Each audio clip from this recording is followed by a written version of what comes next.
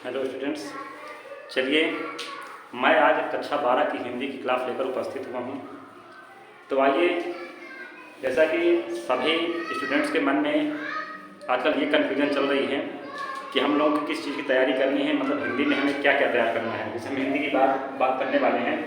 हिंदी की क्लास है हमारी कक्षा 12 की, तो हम इसमें आपको बता दें कि आपके हिंदी में क्या क्या आने वाला है और आपको किस किस चीज़ का अध्ययन करना है, इसमें कितना सिलेबस कटा है, कितना बचा है, कितने का अध्ययन करना है, कितने का नहीं करना है।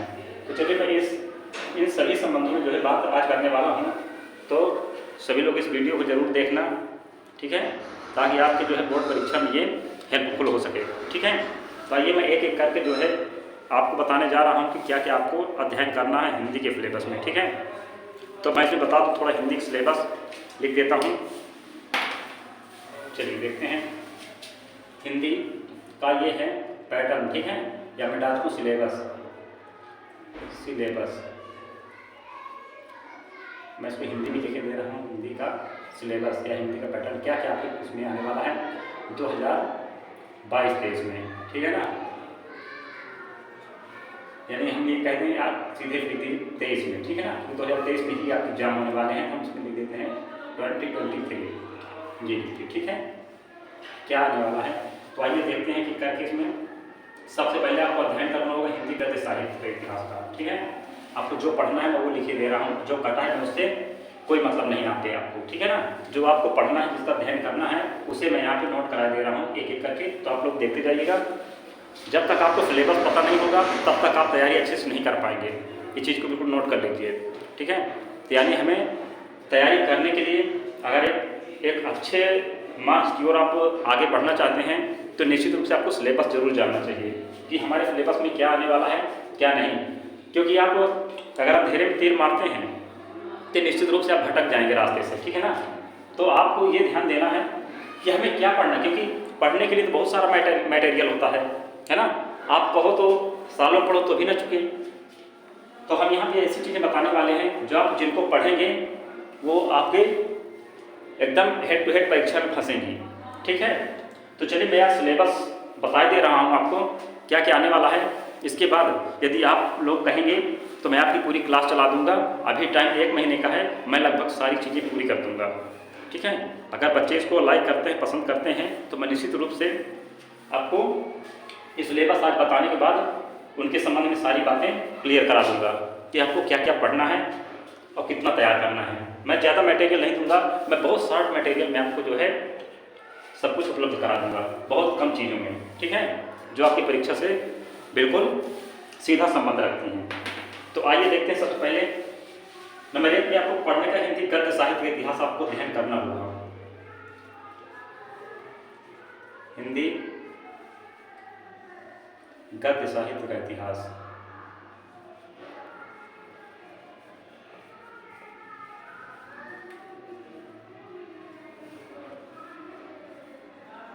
हिंदी गद्य साहित्य का इतिहास आपको पढ़ना है। नंबर 2 हिंदी पद्य साहित्य का इतिहास पढ़ना है। हिंदी पद्य साहित्य का इतिहास पढ़ना है आपको।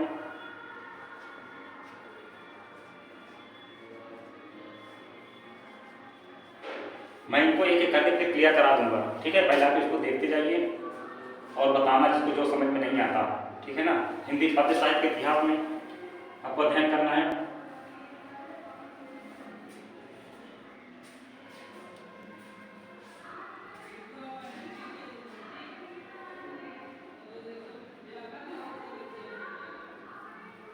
फिर आपको पढ़ना है पाठ्यक्रम में निर्धारित गद्यांशों पर आधारित कुछ प्रश्न, 5 प्रश्न आएंगे, ठीक है ना।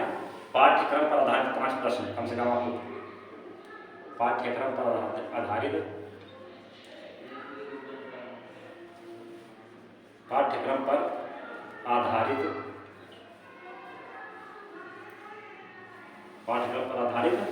कम से कम 5 प्रश्नों को पढ़ना होगा। यानी आपके पाठ्यक्रम से 5 प्रश्न आएंगे, इनको आपको अध्ययन करना होगा, ठीक है। नंबर 4 में देख लीजिए।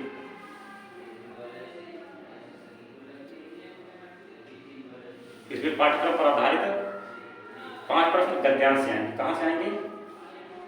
गद्यांश से होंगे। और इसी तरह ये पाठ्यक्रम से आधारित, यानी मैं इसको कोई चीज़ फिर से आप नीचे लिख लीजिए, पाठ्यक्रम पर आधारित 5 प्रश्न ये होंगे। कहाँ से? ये पद्यांश से होंगे। कहाँ से होंगे? ये पद्यांश से होंगे। 5 प्रश्न गद्यांश और 5 प्रश्न पद्यांश से आएंगे।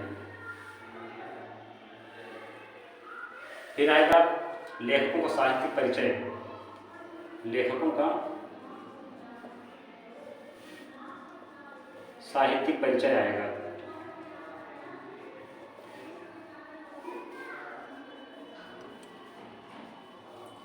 लेखकों का साहित्यिक परिचय हो जाएगा। इसके बाद कवियों का साहित्यिक परिचय हो जाएगा। लेखकों हो गया, कवियों का परिचय हो गया, कवि परिचय आ जाएगा।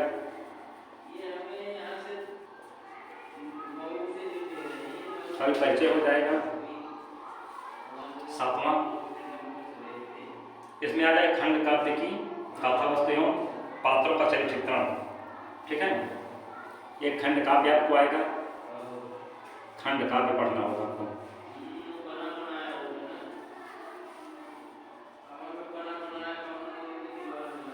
खंड काव्य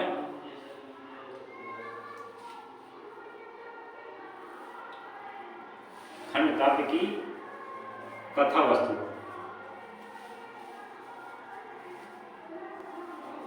कथा वस्तु या पात्रों का चरित्र चित्रण है ना, या पात्रों का चरित्र चित्रण, उसी के पात्रों खंड काव्य में है ना, पात्रों का चरित्र चित्रण।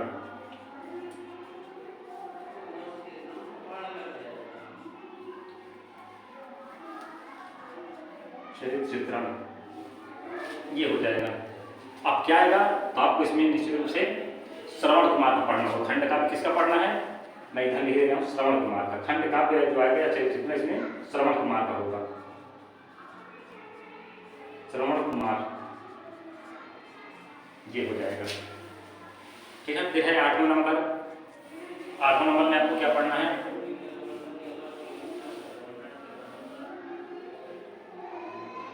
8वें नंबर से आप ये मैंने जो बात की है, ये खंड का की बात की है। ठीक है ना, किसकी बात की है? खंड का की।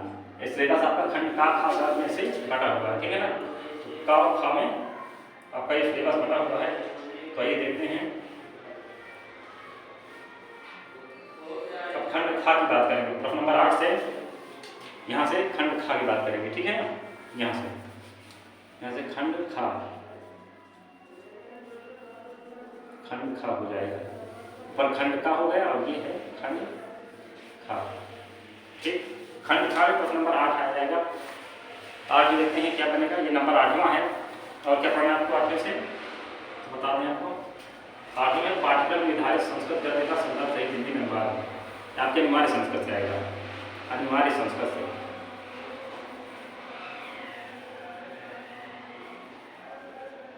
अनिवार्य संस्कृत के गद्यांश का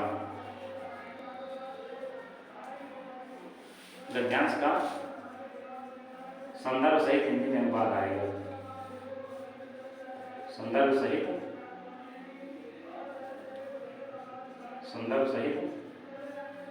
हिंदी में अनुवाद,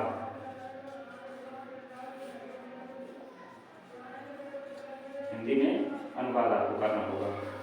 ठीक है, यही 9 नंबर में हो जाएगा। ये भी अनिवार्य संस्कृत से ही रहेगा। अनिवार्य संस्कृत से के पद्यांश आ जाएगा। किसका आ जाएगा? ये आ जाएगा पद्यांश से।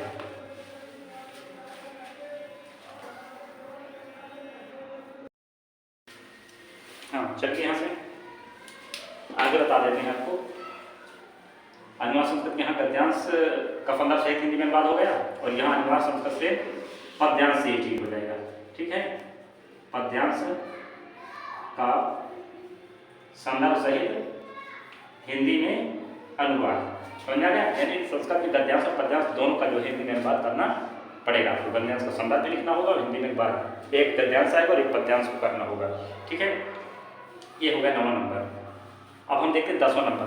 जो 10वां नंबर नीचे नहीं दिखेगा तो आप इनको एक बार नोट करते चलिएगा कि मुझे इसको मिटा करके दोबारा लिखना होगा, है ना।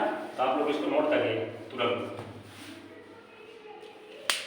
क्योंकि ये और मैटर है। एक बोर्ड तो उसमें और भर जाएगा भी, है ना। एक बार और भर जाएगा, इसको आप लोग नोट कर लीजिए। मैं इसको मिटाने जा रहा हूँ।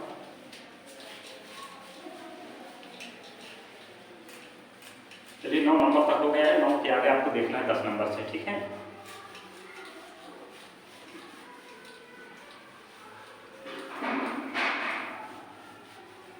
दसवां नंबर से, ठीक।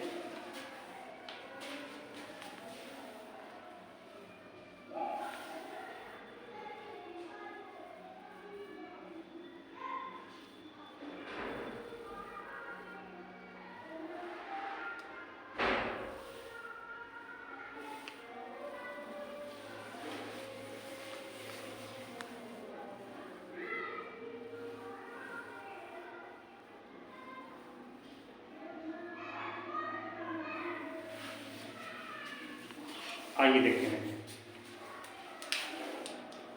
10वां नंबर से। 10 में क्या है?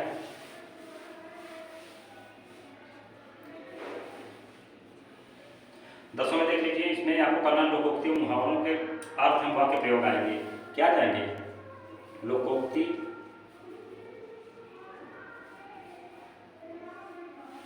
एवं मुहावरे,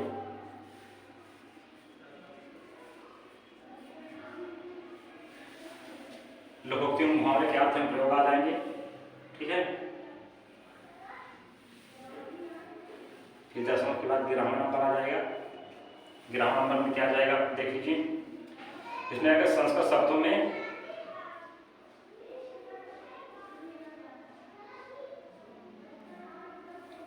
तो 10 और 11 देख लीजिए। अच्छा 11, इसमें 10 11 हो जाए, 11 हो,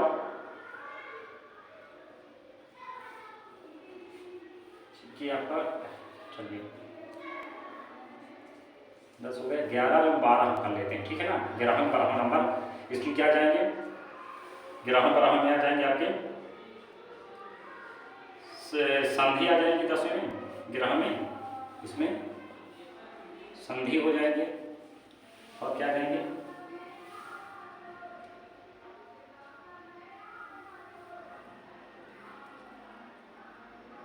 तो देखिए संधि में क्या कहेंगे ये जान लेते हैं ना। संधि में आप क्या जाएंगे? दीर्घ गुण यण, दीर्घ गुण यण और अयादि, अयाद संधि, इनमें 4 संधियां हैं आपके सिलेबस में, इनको पढ़ना है, ठीक है।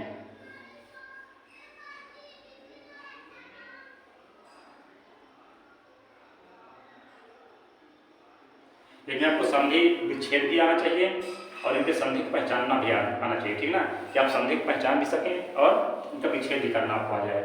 12वां में देखते हैं, इसमें अनेक शब्दों में सूक्ष्म अंतर आ जाएंगे। क्या आ जाएंगे? शब्दों में सूक्ष्म अंतर, ये भी आपको पढ़ना होगा। शब्दों में सूक्ष्म अंतर,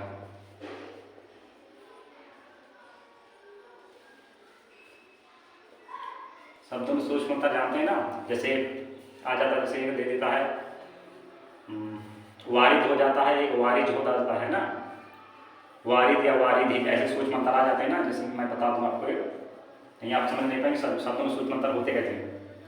जैसे आ जाता है वारिद और वारिधि, है ना, ऐसे पूछ ले, या शब्द बिल्कुल सेम हो, जैसे पूछ लेगा कनक कनक, है ना, ये 2 शब्द आ जाएंगे। कनक और कनक क्या अंतर है दोनों में? तो सूक्ष्म अंतर बताना होगा। इसका जैसे अर्थ होता है सोना, है ना, इसका अर्थ होता है धतूरा, होता है कि नहीं। तो दोनों सूक्ष्म अंतर आना चाहिए, क्या मतलब होता है दोनों, थोड़ा थोड़ा अंतर बताना होगा, इस तरह इसमें भी, ठीक है। चलिए इनको पढ़ा देंगे, ठीक, इनको सबको पढ़ाएंगे सिलेबस को। अगर आप कहेंगे तो नहीं, मैं सिलेबस आपको बता दूं, आपको इसी हिसाब से तैयारी भी करना है, ठीक है। आपको ज़्यादा कुछ पढ़ने की जरूरत नहीं है, आप इसी के अनुसार केवल तैयारी करेंगे, ठीक है। शब्दों में सूक्ष्म अंतर हो गए। चलिए 13 नंबर में देखते हैं। 13वां में क्या जाएगा? अब इसमें आप 13वां नंबर डाल काका का भी लिख सकते हैं, नहीं मैं नंबर डाल देता हूँ डायरेक्ट, ठीक है ना। तो क्या पढ़ना है आपको? शब्दों में सूक्ष्म अंतर हो जाएगा। चलिए 12 में काका का चले जाते हैं, ये हुआ इसमें शब्दों में सूक्ष्म अंतर। 6 नंबर इसमें 12 में क्या करेंगे?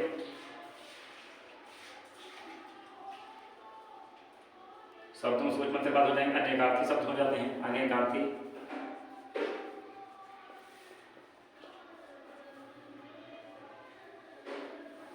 अनेकार्थी शब्द आ जाएंगे। और इसके बाद अनेक शब्दों के लिए एक शब्द आ जाएंगे, जिसको आप कहते हो वाक्यांश के लिए एक शब्द, वाक्यांश के लिए एक शब्द, वाक्यांश के लिए एक शब्द। ये कैसे होते हैं, जैसे आप कहते हैं ना कि लकड़ी काटने वाला, तो आप बोलते हो लकड़हारा, तो ऐसे वाक्यांश के लिए एक शब्द होते हैं। वाक्यांश के लिए एक शब्द, आपको कोई वाक्यांश बोला जाएगा, आपको उसके लिए एक शब्द लिखना होगा। वाक्यांश के लिए एक शब्द आएंगे। इसके बाद है वाक्यों में त्रुटि मार्जन आ जाएंगे, लिंग वचन कारक काल एवं वर्तनी शुद्धि त्रुटियां आएंगी, है ना। इसमें हम कह सकते हैं त्रुटि वाले शब्द आएंगे, त्रुटि वाले,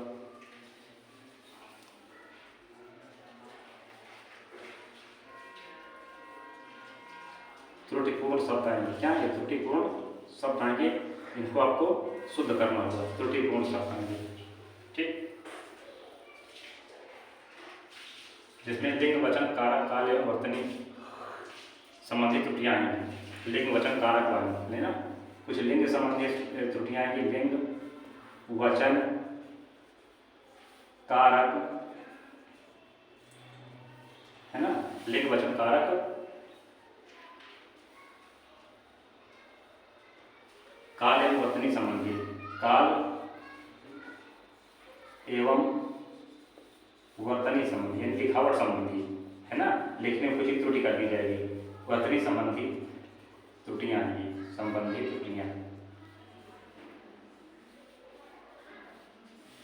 जो त्रुटियां होंगी कैसी होंगी? इनसे संबंधित होंगी, लिंग से संबंधित हो सकती है, वचन संबंधित, कारक, काल एवं वर्तनी संबंधित त्रुटि हो सकती है, ठीक है। फिर देखिए अगला आ जाएगा, हम इसको लिखते हैं क्वेश्चन नंबर 13 का लेते हैं। क्वेश्चन नंबर 13 में आ जाएंगे आपके रस। क्या पढ़ना होगा? रस पढ़ना है। रस में कौन कौन से पढ़ना है? तो रस में बता देते हैं आपको, को पढ़ना है श्रृंगार, करुण, हास्य। श्रृंगार पढ़ना है, करुण, हास्य, श्रृंगार, करुण, हास्य, वीर एवं शांत, वीर एवं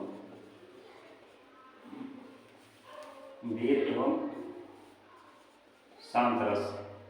इन रसों को आपको अध्ययन करना है, ठीक है ना। श्रृंगार, करुण, हास्य, वीर रस, वीर एवं शांत रस। और क्या पढ़ना है आपको? अलंकार में देख लेते हैं 13 के, इसमें का हो गया, खा में देखते हैं 13 खा, इसमें अलंकार पढ़ना है आपको।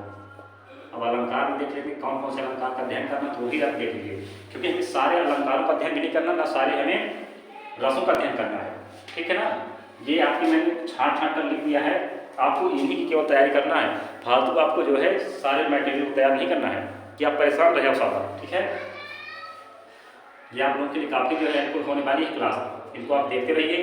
अगर आपका विचार रहा तो मैं जरूर आपको इनके सिलेबस को भी पूरा कंप्लीट करा दूंगा। सिलेबस मतलब जो सिलेबस में दिए गए तो मैं इनके बारे में आपको इस तरफ से वीडियो बनाता चलूँगा, तो आपके जो है ये परीक्षा में अच्छे मार्क्स आ सकते हैं।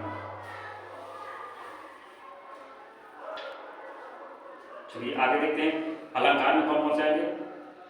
जैसे अलंकार जानते हैं, 2 अलंकार होते हैं, शब्दालंकार और अर्थालंकार, है ना। तो पहले शब्दालंकार से देख लीजिए क्या क्या पढ़ना है आपको, है ना। शब्दालंकार से क्या पढ़ना है और अर्थालंकार से आपको क्या पढ़ना है। शब्दालंकार और अर्थालंकार दोनों से पढ़ना है। क्या क्या पढ़ना है शब्दालंकार से आपको बता दें, अनुप्रास यमक श्लेष, इसमें पढ़ना है अनुप्रास यमक श्लेष, इन अलंकार को पढ़ना है। और नीचे वाले अर्थालंकार से आपको क्या पढ़ना है, तो अर्थालंकार से पढ़िए उपमा, रूपक, उत्प्रेक्षा। उपमा, रूपक, उत्प्रेक्षा,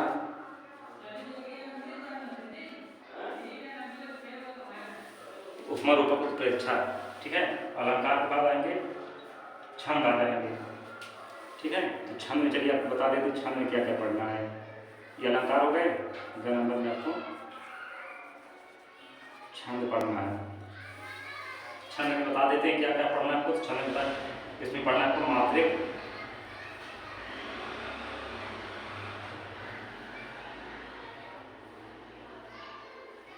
मात्रिक छंद से आपको पढ़ना है, और इसमें वर्णित छंद आपको नहीं पढ़ना है, ठीक है ना।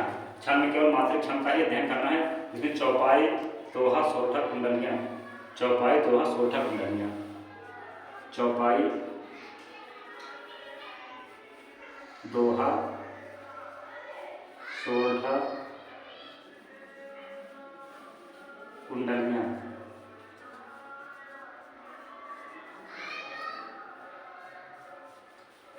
जिनको जिनको कन्फ्यूजन थी मैंने यहाँ सिलेबस नोट करा दिया है।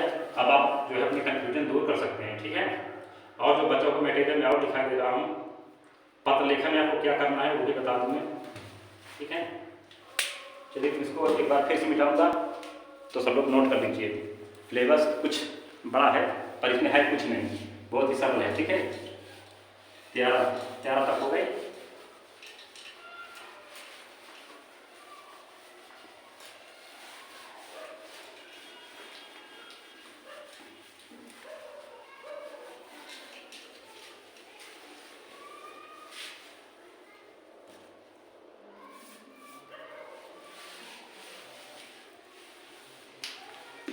चलिए 13 के बाद आपको पढ़ना है 14 नंबर से।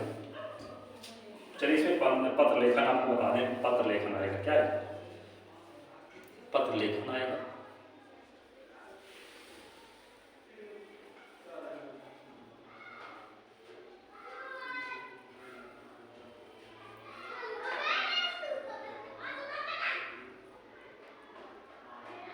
चलिए पत्र लेखन जो आएगा ये लगभग आपका होगा, लगभग 6 नंबर का होगा, ठीक है ना। ये जो आएगा तब पत्र लेखन लगभग 6 नंबर का होगा। बड़ा क्वेश्चन है, आप ये समझ लीजिए, ठीक ना।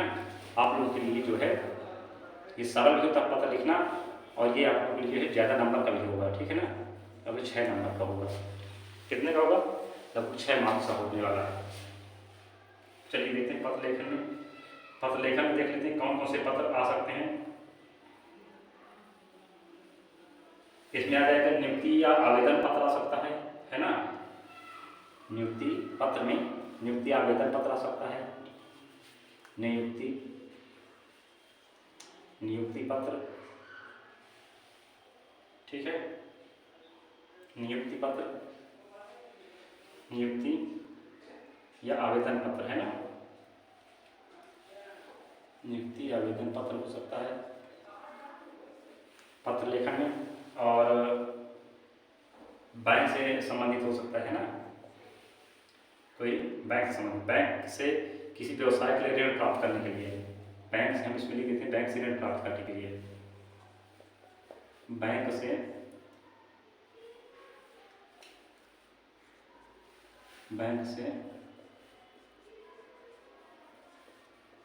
चलिए मैं इसको थोड़ा पेन बदल लेता हूँ।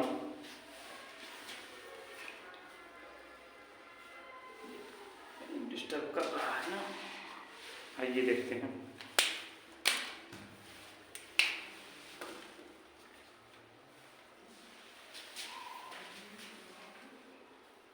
बैंक से ऋण प्राप्त करने के लिए, बैंक से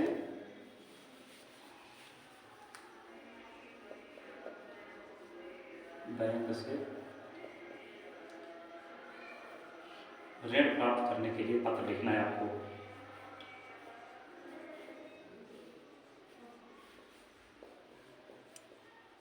बैंक से ऋण प्राप्त करने के लिए हो गया। नंबर तीसरा, ओ सॉरी, हाँ ठीक है। तीसरा है अपने नगर या गांव की सफाई हेतु पत्र लिखने के लिए, है ना। अपने गांव या नगर की सफाई के लिए पत्र,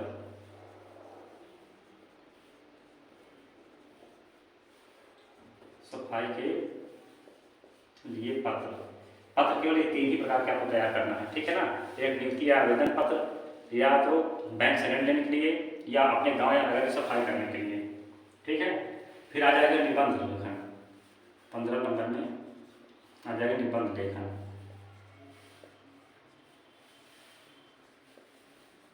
अच्छे मार्क्स पाना है आप लोगों को तो ये सब करना ही पड़ेगा। जब तक आपके पास सिलेबस नहीं होगा तो आप कितनी भी तैयारी कर लो, लेकिन आप जो है अच्छे मार्क्स नहीं पाओगे, ठीक है। अगर आप सिलेबस के अंदर की तैयारी करते हैं तो वही स्टूडेंट जो है अच्छे नंबर लाता है, वही टॉप करता है। इसलिए आपको सिलेबस पता होना बहुत ज़रूरी है, ठीक है ना। चलिए, अब निबंध में आपको क्या क्या है, जैसे विज्ञान वाणिज्य पर है ना, निबंध किस किस पर, विज्ञान पर, विज्ञान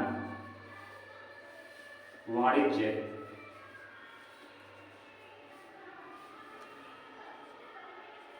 विज्ञान हो गया, वाणिज्य हो गई, शिक्षा कृषि, शिक्षा पर आ सकता है, कृषि पर आ सकता है। ये शिक्षा और कृषि जो है बहुत इंपॉर्टेंट है, विज्ञान भी इसके साथ साथ, ठीक है ना। शिक्षा कृषि विज्ञान ये ज़्यादा इंपॉर्टेंट है। कृषि के साथ साथ देखिए इसमें है सामाजिक एवं राजनैतिक चेतना पर, सामाजिक एवं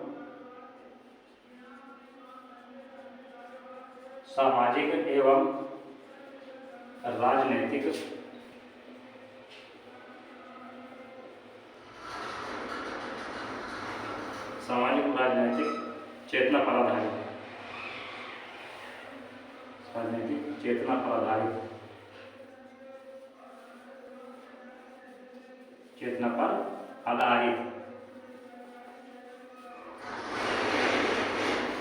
चेतना पर आधारित। जैसे हम इसमें कह सकते हैं निबंध लेखन में, तो यहाँ आधारित जैसे स्वास्थ्य शिक्षा पर्यावरण है ना, स्वास्थ्य शिक्षा, स्वास्थ्य शिक्षा एवं पर्यावरण पर, ठीक है। इस पर जो है आपको निबंध आने चाहिए।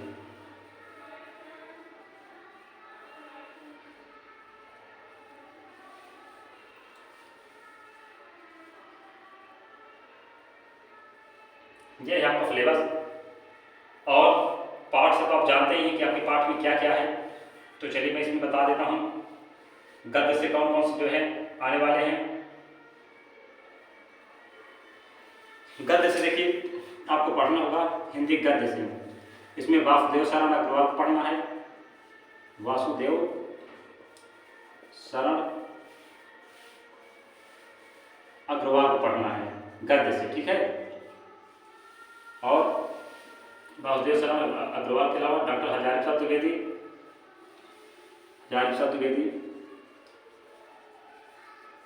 हजारी प्रसाद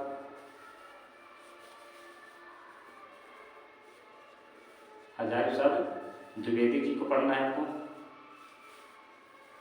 ये हो गए। और जी सुंदर रेड्डी जी हो गए, जी सुंदर रेड्डी को पढ़ना है आपको, जी सुंदर रेड्डी जी को पढ़ना है आपको, ठीक है ना। ये हो गए। और कौन है, एक अब्दुल कलाम जी, कौन है, डॉक्टर अब्दुल कलाम, अब्दुल कलाम जी,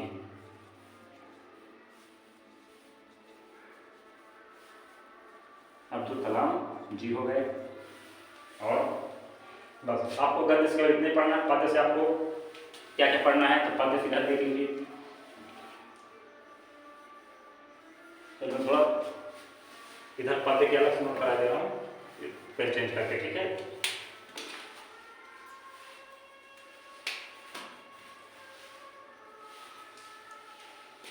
इसमें हो जाएंगे अयोध्या सिंह उपाध्याय जी, कौन हो जाएंगे, अयोध्या सिंह उपाध्याय जी,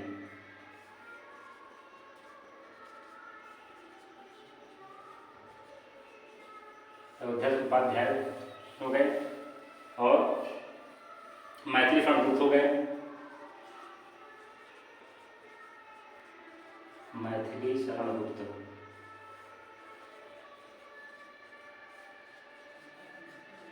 मैथिली शरण गुप्त जी हो गए।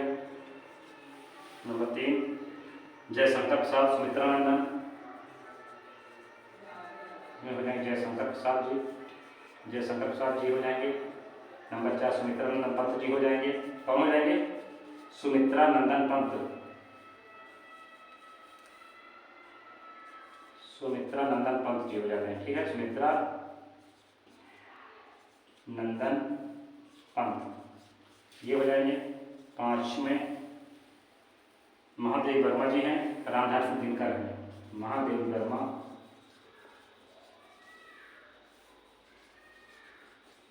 महादेव वर्मा हो गई। 6वें रामधारी सिंह दिनकर जी हो जाएंगे, रामधारी सिंह दिनकर जी।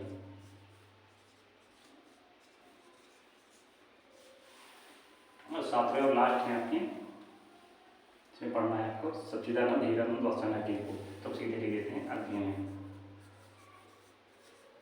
ठीक है। अगर नीचे में दिख रहा हो तो मैं बता रहा हूँ लास्ट में 7वें नंबर में अज्ञे जी, ठीक है, तो देख लीजिए सबसे नीचे अज्ञे जी होंगे, शायद दिख नहीं रहा होगा, आप देख सकते हैं, ठीक है। बस ये आपका जो है सिलेबस यहाँ से खत्म होता है। और संस्कृत से तो आप जानते हैं क्या क्या आने वाला है ना।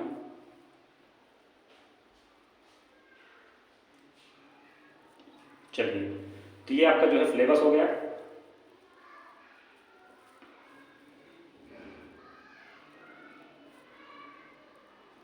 इसमें संस्कृत से अगर आप लिखना चाहें, चलिए मैं संस्कृत से भी थोड़ा नोट करा देता हूँ, ठीक है, क्योंकि वीडियो थोड़ा मुझे लगता है लंबा हो रहा है।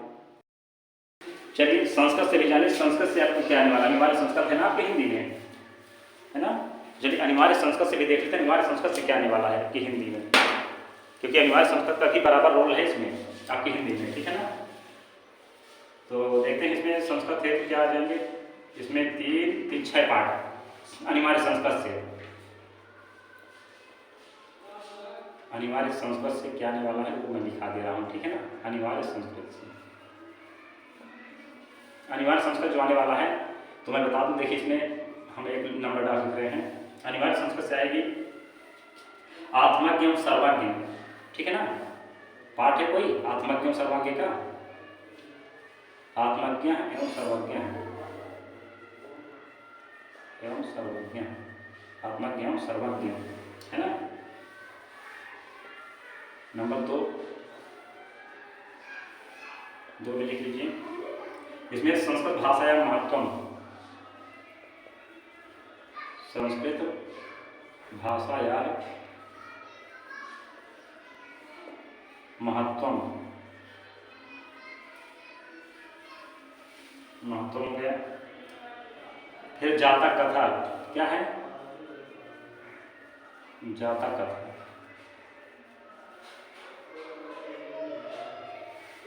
फिर है सुभाषित रत्नानी, चौथा है सुभाषित रत्नानी। इसमें आप अपनी पुस्तक उठाकर उसमें टिक मार सकते हैं, ठीक है, सुभाषित रत्नानी, और उसी के हिसाब से आप तैयारी भी करेंगे, सुभाषित रत्नानी। फिर है 5वां में आप लिख लीजिए पंचशील सिद्धांता है, पंचशील सिद्धांता,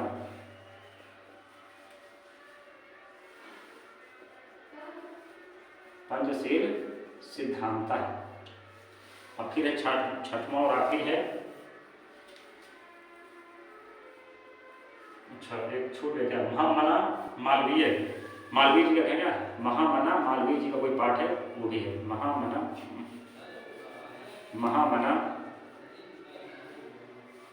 मालवीय, ये हो गया आपका 7वां और लास्ट, ठीक है। इतने पे आपको ठीक करना है, ये आपके सिलेबस में है, सभी मौजूद हैं, ठीक है। और जो नहीं है वो आपको नहीं दिखाया गया, ये आपका जो है कंप्लीट सिलेबस यहाँ से पूरा होता है, ठीक है ना।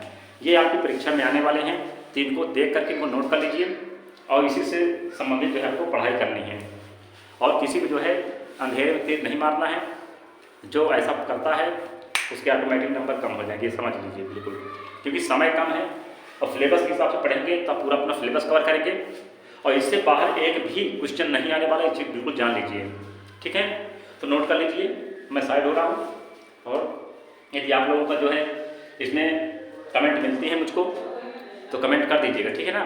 कमेंट अगर मुझे मिल जाएगी, क्वेश्चन आपको कराने हैं, आपका सिलेबस कंप्लीट कराना है, हिंदी से संबंधित आगे या तो मॉडल पेपर देना है या पूरा कोर्स कराना है, तो आप लोग जो है कमेंट करके मुझे बताइएगा, ठीक है। मैं देखूंगा।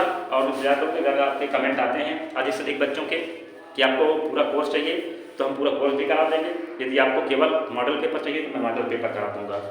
जैसा आप चाहेंगे वैसा मैं आपको क्लास लेकर के जो है प्रेजेंट हो जाऊँगा। ठीक है, चलिए मिलते हैं नए वीडियो के साथ।